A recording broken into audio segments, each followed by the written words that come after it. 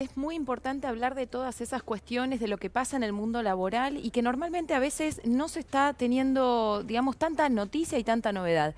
De las principales preocupaciones que hay en este momento en los sectores del trabajo, te voy a contar sobre todo el caso de la Argentina, tienen que ver con el salario, pero también con un nuevo fenómeno que ya existía, pero se ha profundizado, que es la precarización laboral.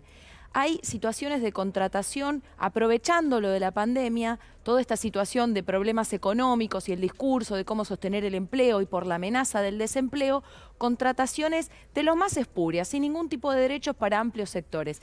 Pero los trabajadores empezaron a organizarse y a reaccionar ante esta situación y en nuestro país ya hay varios ejemplos de reclamos en este sentido. Por ejemplo, de los tercerizados de la línea del ferrocarril de San Martín, que tendrían que estar en el convenio del ferrocarril y como no lo están, cobran 1/3 del salario y además, les cuento un dato que me decían antes de llegar acá, no tienen acceso a los vestuarios. Con la pandemia no los han vacunado, no tienen acceso a asearse, a higienizarse y a un baño y un ¿Y el vestuario gobierno qué digno. puede hacer por esto?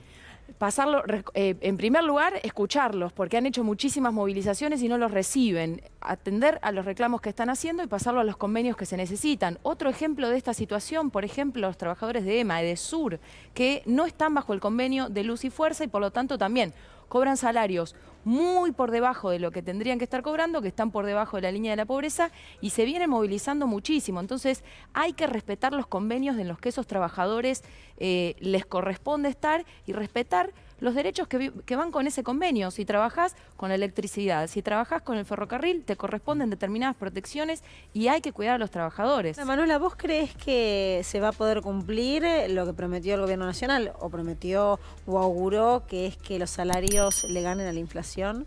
No lo está haciendo ahora y menos lo hizo, por ejemplo, con la paritaria de los estatales.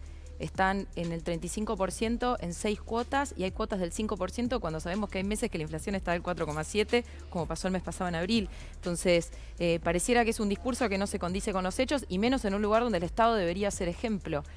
A mí me pareció escandaloso ese cierre de paritaria y está por detrás de lo que va a pasar en la inflación, que ya se calcula que va a ser en torno al 50%. Por eso los trabajadores están organizándose y haciendo ruido por abajo para defender sus derechos, porque hay una sensación de un gobierno que no escucha en este terreno, que hay mucha noticia sobre muchos temas, pero no lo que más afecta a los trabajadores. En primer lugar, lo que nos importa es que se ponga sobre la agenda los derechos de los trabajadores, porque se habla de la economía, pero no se habla del salario. El gobierno le preocupa la inflación, pero el único precio anclado que hay en este momento es el salario.